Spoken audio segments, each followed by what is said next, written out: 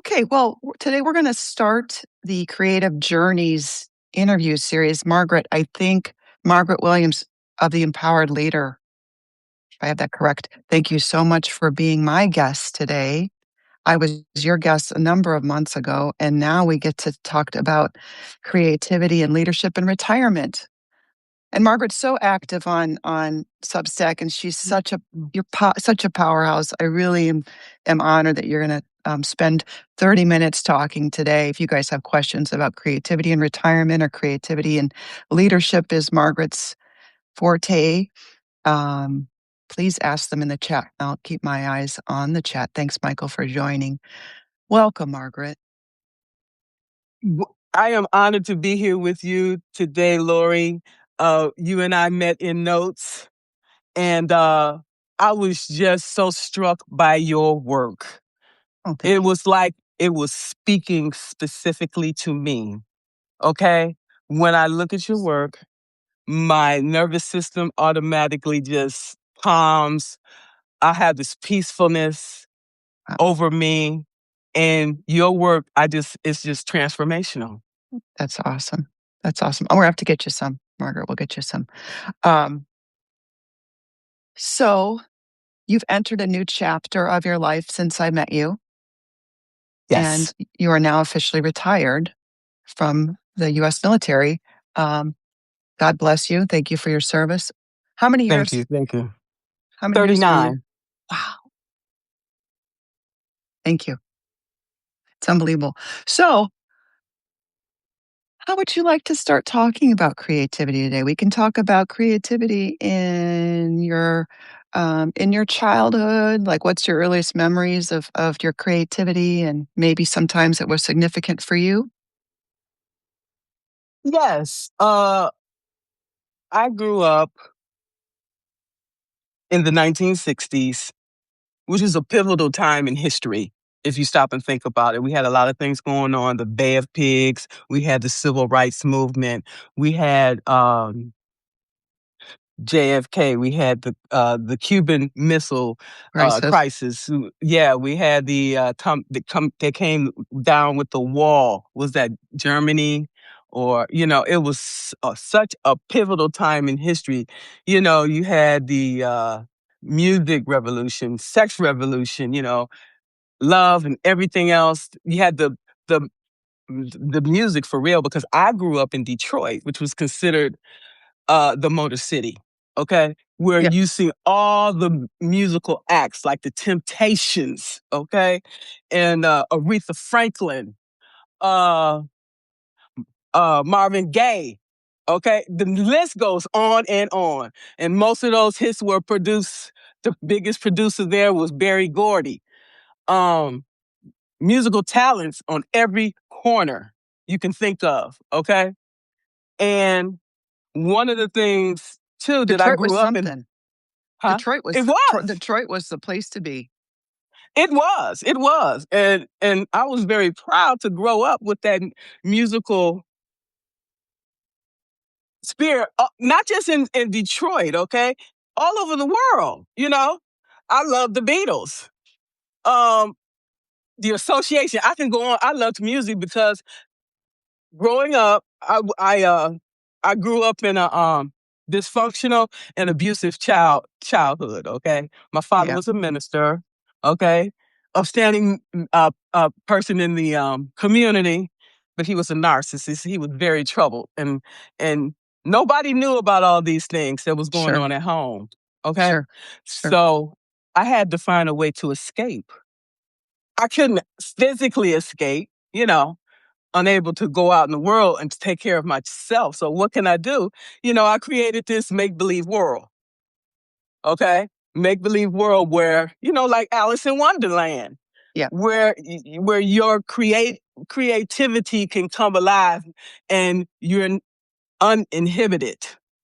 And that's the key to creativity. Being able to let go the ego, and you just, from your inner knowing, you using all your senses and figuring out what comes naturally to you. Okay. And we have a tendency to lose this innocence, this part of us, because of society's demands on our attention, Yeah. on expectations and everything else. So you lose this creativity and Yeah. you learn to model yourself towards other people's expectations. Okay. So I really didn't realize all of these things because you're steady going through life, Yeah. meeting the demands of everybody else and forsaking yourself. Okay. Yeah. So, and then once you get older, okay, you've gone through all these different phases of life that we're supposed to go through. And then you get into retirement and you're like, damn, where I go from here? Yeah. Because all these identities that you Sure. take on, these roles and titles and positions, you lose yourself. You don't know who you are. Okay. So I retired in September, not by choice, because I was forced to, Okay. from all this toxicity.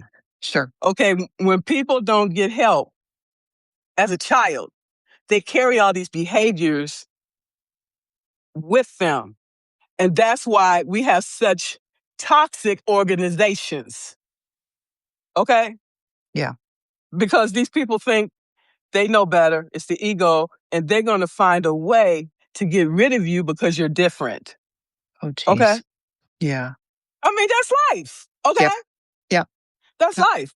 Yep. It was for a reason. I'm not bitter. I'm not bitter. I'm going to tell you why. Because Yeah. all these things armed me, okay, and gave me the strength and the fortitude that I have today to get through. Yeah. I just look at it as another challenge, okay? Because life, we are dealt with a lot of trials and errors throughout life. Yeah. We cannot learn, we cannot grow if we don't have these roadblocks and adversities, okay? I agree. It forces us outside of our comfort zone and forces us to think differently. Okay. And that's creativity. Okay. Exactly. You, Exactly. right. Yeah. So as a child, what did I do? Creativity. Yeah. I wrote poems. Okay. Okay. That was a way to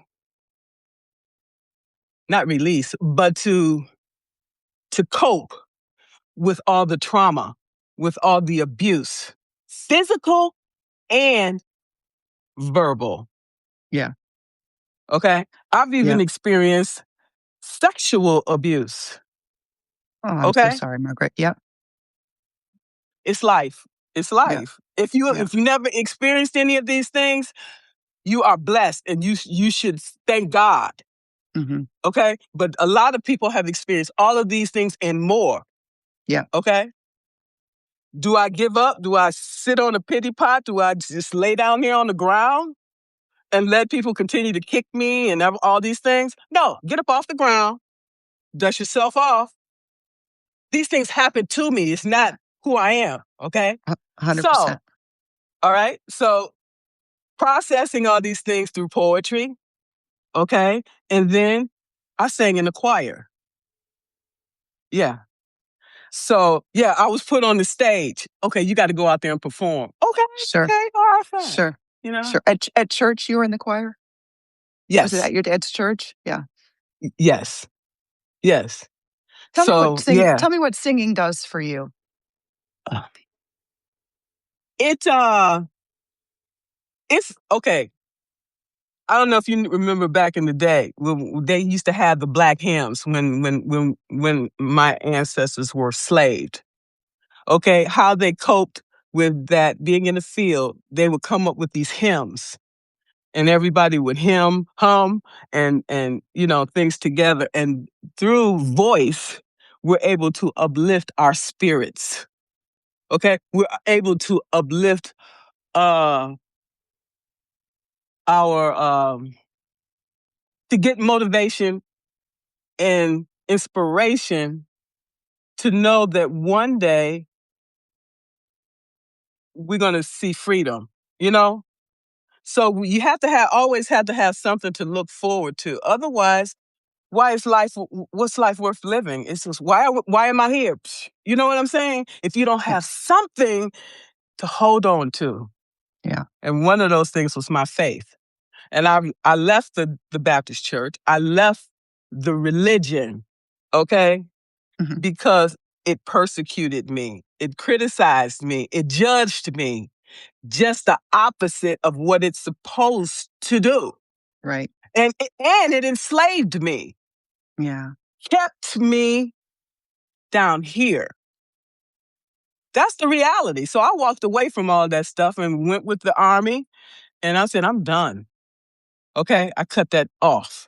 Sure. But I always still felt empty because there was something missing.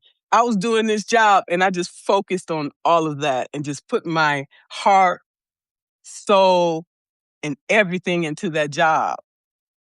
But that wasn't smart either, because when you leave work, then what you have? You Right. still have this emptiness inside. And it stayed like that. I stayed unfulfilled all these years. And what you do, you ignore it, you pretend. When I'm putting out my motivations out there, I'm like, yeah, I'm be pretending, I'm revising, I got all this emotional labor, I'm carrying all this stuff around that really is half of it, most of it's not mine anyway. Right. But I'm holding it in. So I know it's probably getting off path, but creativity helped me to get back to who I really am. When I retired, I finally said I had to shed all that stuff because I didn't know who the hell I am. I'm still trying to figure it out.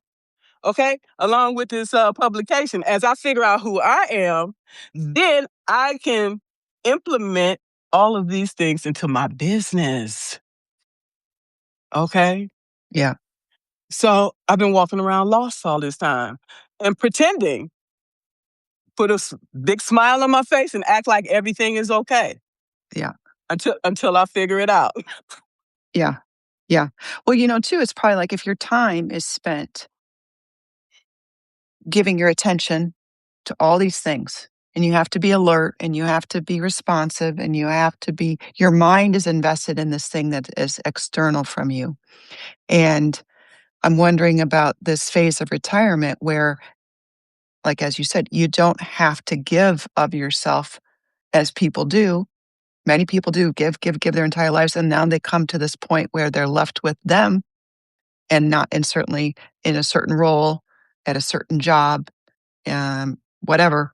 And this is what I like to help people do. And I'm wondering, is poetry something that you have gone back to since this? Like, what are have you started any different kinds of creative practices that that gives you time to sit with Margaret? Like when you were writing those poems as a kid, you were sitting with the essence of Margaret, the thing that was bigger than your body, and the edges of your skin.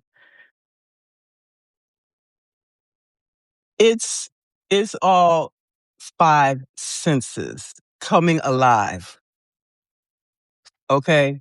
In whatever way. You start in the body or you start with the heart, the mind, the soul, and how you're feeling in the moment. Your feelings changed moment by moment. We may not realize it because a lot of us are walking around on autopilot Right. because that's what we become used to. This is what I'm supposed to do today, whether I want to do it or not. We don't have a choice, especially if you got a job and you got obligations, responsibilities. We have to be accountable, right? So, yeah. So the creativity part come after. Okay, it's not something just immediate. Sometimes I have to sit and reflect. Okay, and ideas and will come to me. Okay, it's not something that's forced at all. That's why one of the reasons why I'm not writing anymore, because I'm not passionate about writing. Okay, it doesn't light me up. So talking is what I enjoy. Okay, I love doing these daily reflections. I love that because being able to put the sound and the voice and visuals, all of these things together, creating magic. Everyone is different. Because I work for the government, and the most of the work that I did was repetitive.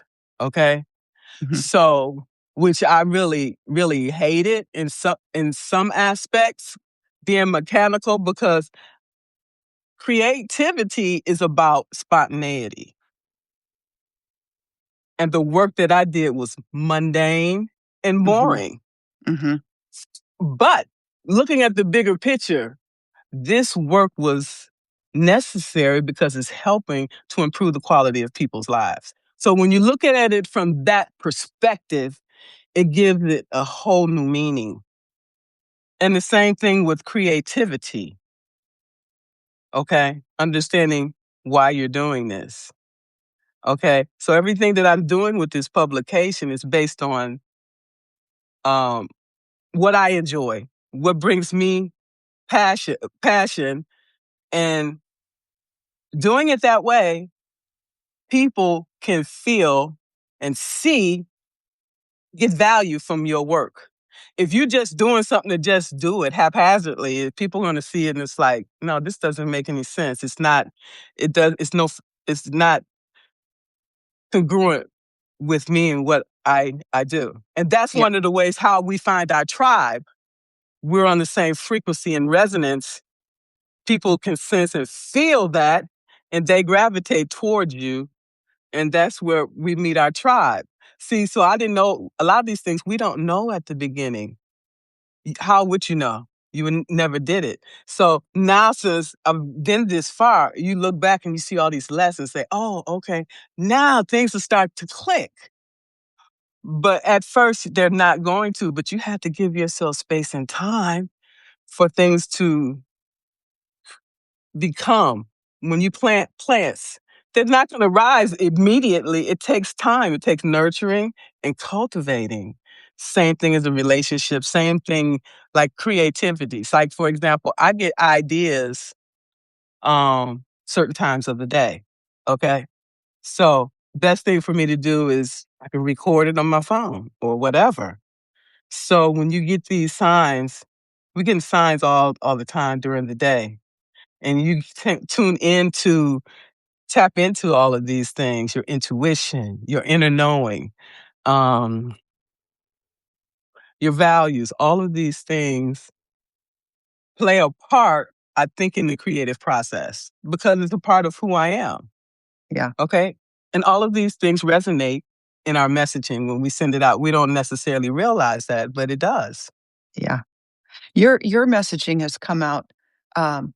That's one thing that really drew me to you, were because you do these lives a lot, and I think I've noticed that you really value connecting with people, and you value sharing your passion with other people, and um, and it's we're in this. You're in Anchorage. I don't know what it's like for you, your physical life in Anchorage, if it's providing the same kind of connection, physically on site with people the way Substack does.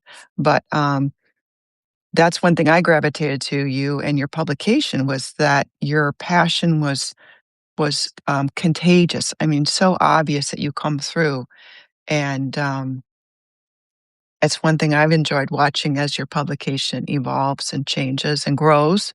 Absolutely, it's grown so much.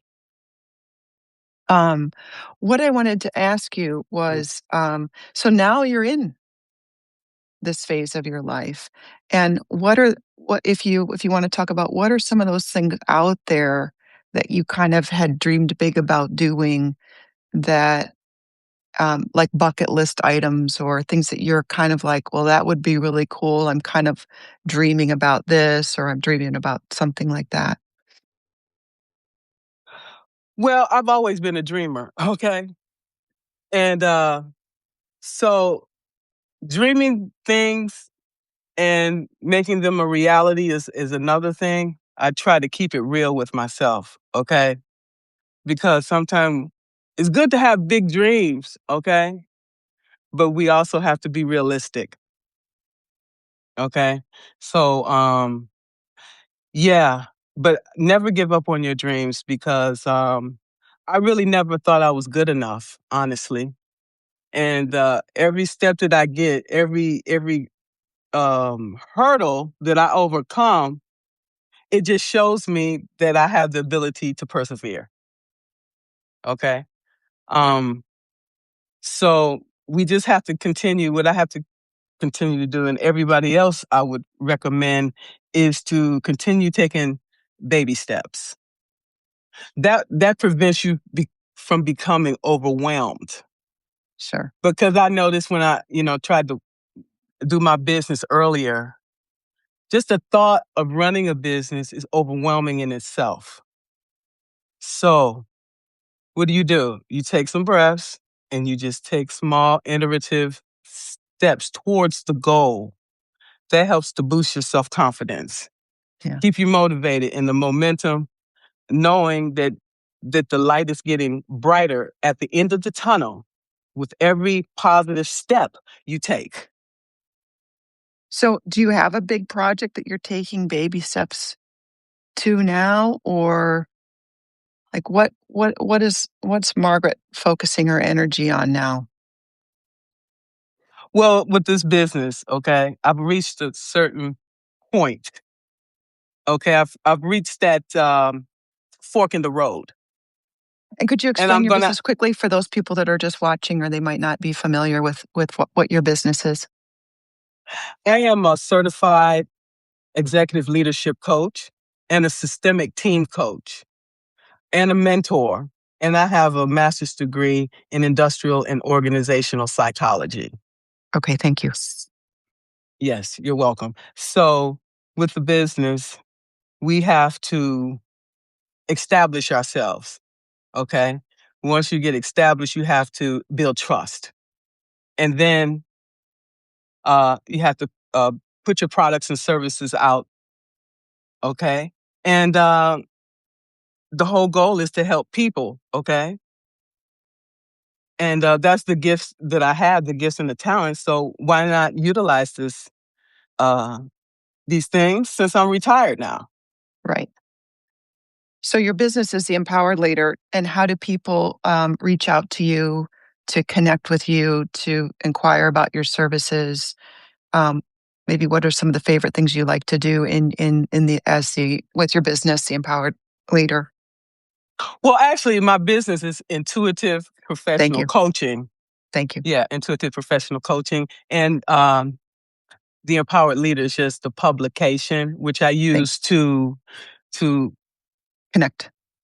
connect with people and also with my products and services. Gotcha. Okay. Yes. Yes. So it's every business, the first 3 years is the most riskiest. Okay. I've had my LLC since 2017 and I really didn't do anything with it. So I've come a long way, okay, to be able to have this publication and do all these things and getting through the trauma and having the retirement and everything else, okay? Everything is a process. I'm still figuring things out. I'm still figuring me out too in the process. So I'm giving myself some grace because I could be harder on myself than anyone ever can. Yeah, yeah. Well, let me just check my questions here. Hi, Shar says, good morning. Hi, Ginger. You guys, thank you all for joining. Catherine Lyatt, Rogers here, Sue, Amanda, Laura. Do you guys have any questions for Margaret Williams here? Please put them in the chat. Michael Hendrick, Netta, Q, and Sharp, hello. Kathy, small hello. Robert Ians, and Sharp, Assemblywoman. If you guys have any questions for Margaret, she's on the other side of the interview today. We were just talking about her creativity in her childhood and using creativity in retirement and having the space and time to be quiet and silent with yourself without being bombarded, by all these thoughts and ideas. What do you do? Do you have a quiet practice or a meditation practice, or do you have anything like that you like to do that helps you quiet all that chatter? That you're not good enough, that I need to take, baby steps, or if you feel like you're getting on the wrong path, what are some of the things that you do to kind of pull you back in and get you reconnected to the strong, resilient woman that you are? Well, one of the things I do is to remove myself from things that I don't need to be involved in. Okay. That's one thing because I have to protect my energy. I have to protect my peace and I have to protect um, my way of life. Because if you get the wrong people in your life, they can bring you down. Okay. I've dealt with that and betrayal and all those things my whole life. Yeah, So I keep my circle small.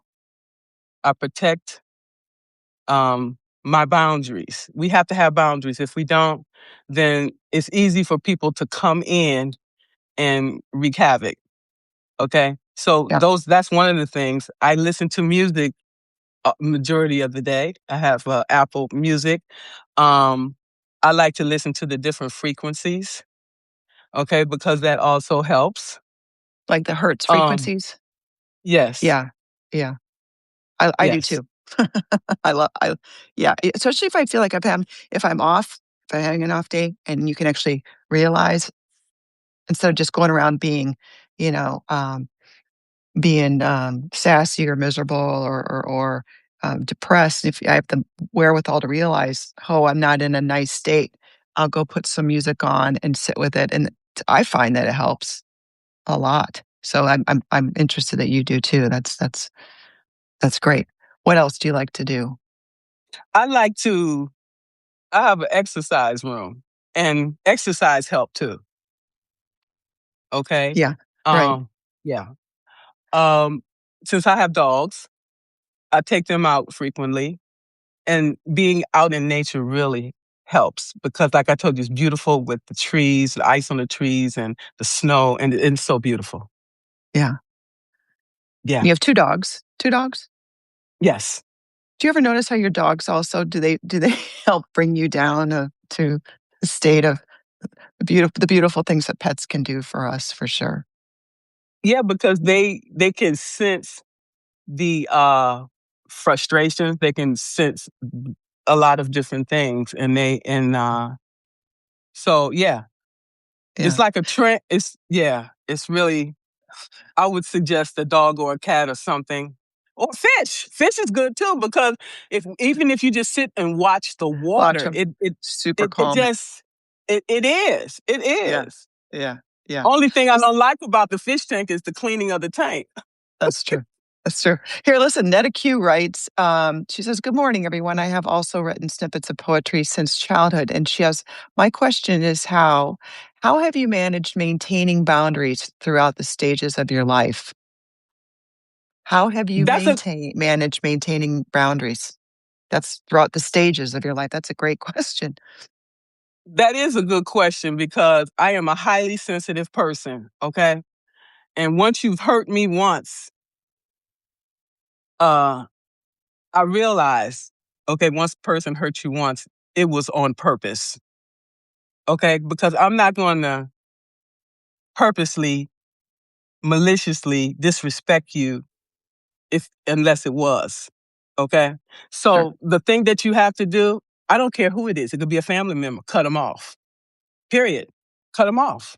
There's no other choice because if you keep going back, it's going to be more severe each time you go back. If a person's hurt you once, they will hurt you again. My father did that. So no, cut them off.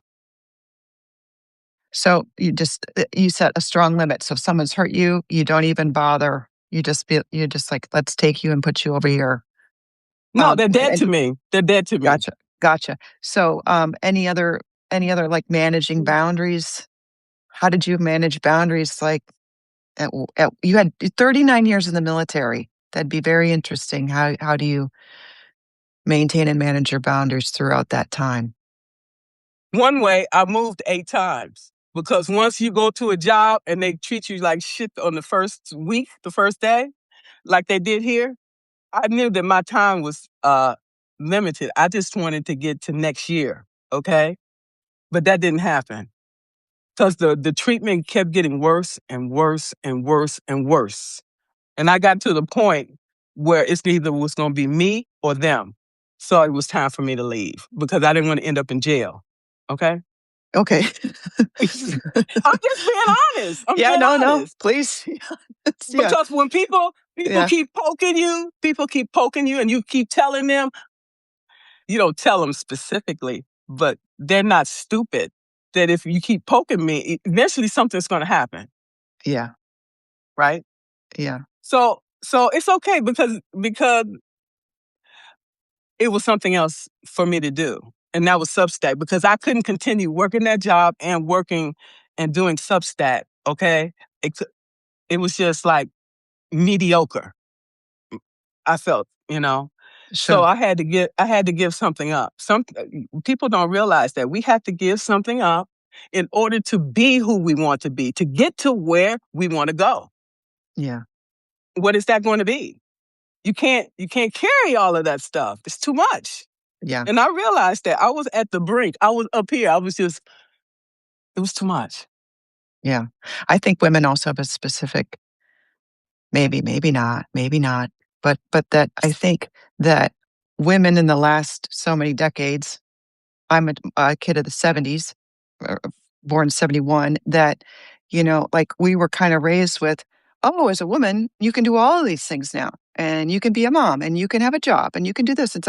It's almost like we were given way too much stuff to manage, and it's like then I think many of us grappled with, like, well, you're supposed to have it all. You're supposed to, if you're like an educated woman, you're supposed to have a job. But then how am I supposed to be a mom? Then how am I supposed to manage this if I have kids at home? And then it's just like it's too much. It's like these great things I think about being a modern woman. It was almost like you. I don't know if we had too many choices, or and this could just be my experience of just trying to do too many things. And like as far as setting boundaries, I probably should have set a lot more boundaries and not taken on so many things, trying to make so many people happy. You know. You lose yourself in the process. Yeah. Okay? So when Yeah. we talk about boundaries, I really didn't have a lot because you didn't have a lot of choices. When your boss come and say this report has to be done, you can't tell him no. I have to leave in 10 minutes. Okay, so now I have boundaries because I'm retired and I can be selective, and and I don't care if people like me. Okay, that's where I'm at today, and Yeah. I'm free. I'm free. Okay, I don't have to accept just anything, and I'm not chasing. I'm not over explaining. Okay? This is what it is. You Yeah. want it or Yeah. not? Right. The choice is yours. Next. Right. Okay, Right.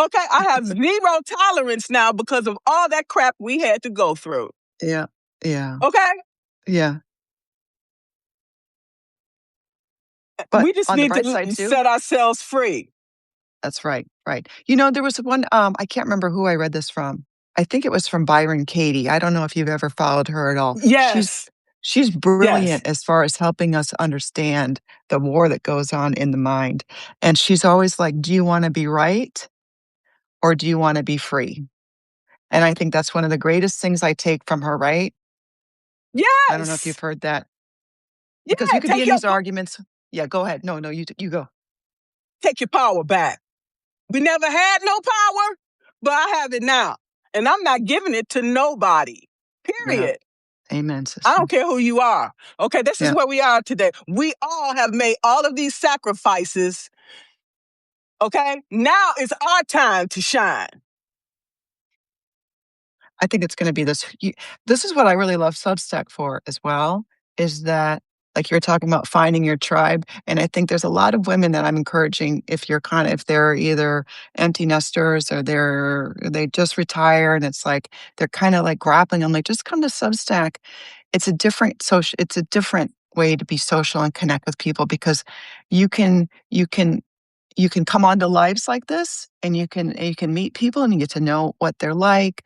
It's like just like going to like a neighborhood like social gathering. Like you can go into this room if you want to learn about this person. That's what I love, Margaret, about all of your interviews is because you get to learn about not only what people are doing, but you get to learn a little bit about that person and what their history is and what their strengths are. So, you know, it's a great it's a great platform, I think, for somebody of our age, and women are trying like, well, where do I land now? What am I supposed to be doing now? And there's so many recommendations as far as how to get connected to yourself. And what do I want to be next? What do I want to do next? And That's you why help we people. all are here. Okay? Yes, I'm sorry to interrupt you. No, that's true. That's true. And I want to read a comment here from you. Florence said, you have to give up good to get great. Women are conditioned to be that way, putting others' happiness in front of ours, but we learn eventually. Yeah, sometimes we learn way too late. But at least, if you're still living and breathing, you still have time to put to work what you've learned. Are there anything else? I want to wrap this interview up. Margaret, is there anything else you want to touch on, or um, besides your publication? What next big things for you? Well, as we know, life is unfolding, okay? And for me, I learned that it's best not to talk about it, just to do it, okay? Because, things can happen. And so I'm continue learning and growing, and each and every one of us are evolving, and we should continue to do that. And just give yourself grace, okay? Rome wasn't built in a day, That's right? true. That's true. I love Rome. That's a Yeah, crazy city, but I love it, and it wasn't. No, and all roads lead there anyway. So, there you go. Thank you okay, so much, Laurie. I really appreciate you, friend. And this was amazing. Thank you so much. yeah, I appreciate seeing you, and thank you for, I know Margaret, like, is up at all hours, or I see her online at all hours, and she is in your own time zone out there in Anchorage, Alaska, but, you guys please follow Margaret's, Substack if you haven't already. She interviews really interesting people, and she's got so many great ideas on your learning and identifying your leadership strengths and using your intuitive nature to get connected to that leader that you are. um, Thanks so much, Margaret. I can't wait to see you again online here Like somewhere. likewise. Thank you so much. Thank you all. Thank you all. How you guys Thanks. have a great day. Ciao. All right, bye. Ciao.